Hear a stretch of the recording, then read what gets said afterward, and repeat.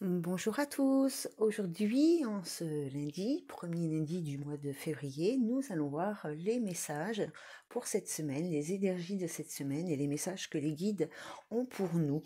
Donc, nous avons l'énergie générale, hein, la semaine en général ici, bien évidemment. La semaine, c'est parce qu'il faut déterminer une limite de temps, mais vous savez que le temps de l'autre côté est fluide et qu'il n'existe pas comme il existe pour nous, hein. Donc avec le STS, le normand, puis nous avons ici le message dans la situation sentimentale et de façon plus générale ici avec l'oracle G. Donc je vais descendre mes cartes. Alors, hop, nous avons la carte numéro 31, la carte du soleil, la carte de l'été, la carte de l'épanouissement. Ici, la carte du soleil nous parle de bonheur, d'épanouissement, de réalisation, d'optimisme. C'est une carte extrêmement positive qui atténue tous les effets négatifs qui pourraient y avoir dans ce jeu. Ensuite, nous avons la carte numéro 27. C'est la carte des courriers, c'est la carte des écrits. Ici, on parle de messages. On parle de messages soit que l'on reçoit, soit des nouvelles que l'on va envoyer à une personne ici. Et ça nous parle surtout d'un besoin de communiquer. Avec la carte numéro 8, la carte numéro 8 du cercueil, elle peut nous parler de maladies graves.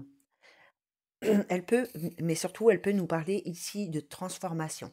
Avec la carte du cercueil, on parle d'une fin de cycle, on parle de faire son deuil d'une situation, ça peut parler aussi d'une rupture, d'un changement radical.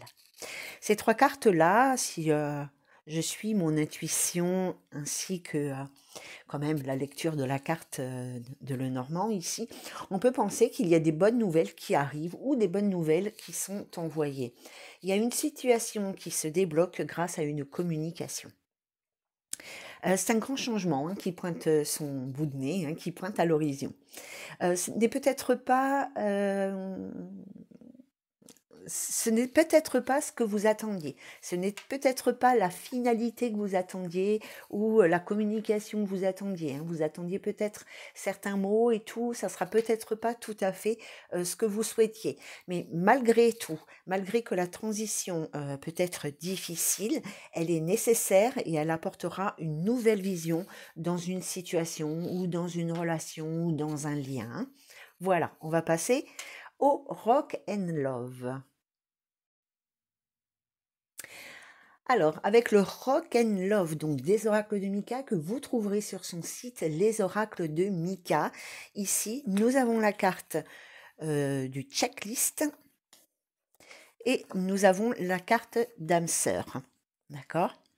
Donc la checklist et l'âme sœur, l'association de ces deux cartes, de ce que je peux ressentir, puisqu'il n'y a pas de définition du créateur à proprement parler ici, c'est que dans la vie sentimentale, on vous invite à être sûr de ce que vous voulez, de faire un peu le bilan de ce que vous souhaitez accueillir dans votre vie amoureuse ici, afin d'être certain que la personne qui est en face réponde à vos critères. Il y a peut-être une nouvelle rencontre ou le retour d'une personne ou peu importe. Mais ici, voilà, il va vraiment falloir être attentive à ce que l'autre vous propose et à l'énergie qu'il y a entre vous deux. La question à vous poser, enfin les questions plutôt à vous poser, c'est cette personne me correspond-elle?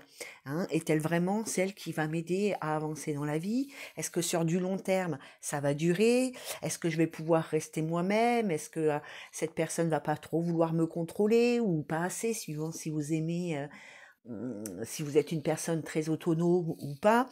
Voilà la question qu'il va falloir vous poser par rapport à cette personne qui va arriver dans votre vie. Je vous l'ai dit, ça peut être une nouvelle rencontre, mais ça peut être aussi une personne du passé. On va passer à l'oracle G avec quelque chose de plus général. C'est un peu la terminaison de ce jeu. Alors, avec l'oracle G, donc il y a une lecture de cartes classique et il y a une lecture intuitive. Donc, nous avons la carte numéro 13, j'adore ce chiffre, qui, la carte du papillon. Et la carte du papillon, Elle nous parle d'un grand changement positif, une grande transformation de situation ou une grande transformation à l'intérieur de vous-même, hein, au niveau énergétique, hein. Puis nous avons la carte numéro 7. J'adore aussi ce chiffre, j'ai de la chance. Donc la carte, c'est la carte de la loterie ici, du gain inattendu, hein, qui nous parle d'une rentrée d'argent inattendue, d'un imprévu qui rend heureux. Alors ça peut être un gain, c'est pas forcément quelque chose de financier si on est dans la vie sentimentale ici. Je vais vous remonter les cartes pour que vous puissiez les voir. Si on est dans la vie sentimentale, c'est pas forcément un gain financier, hein. Ça peut être une réussite très enrichissante, d'accord? Donc ici, on peut parler, donc cela peut être un renouveau dans la vie sentimentale, ici, une rencontre inattendue ou l'arrêt radical d'une situation éprouvante, hein, qui apporte finalement, après coup, qui apporte vraiment un grand changement positif, hein. De toute manière, on a quelque chose d'hyper positif ici, même si on voit que là, ben, c'est compliqué, la transition est compliquée, on a du mal à faire son deuil, on a du mal à quitter une situation, une relation, une personne, ou à couper un lien, hein. En conclusion, donc ici, ce ce que ce que l'on pourrait dire ici que c'est, je bafouille un peu. Vous allez avoir, une communication avec une personne, hein. Alors peu importe si c'est vous qui faites le premier pas ou si c'est la personne d'en face, mais en tous les cas ici, il y a une communication, qui va être assez bouleversante, mais surtout qui va bouleverser vos certitudes. D'accord?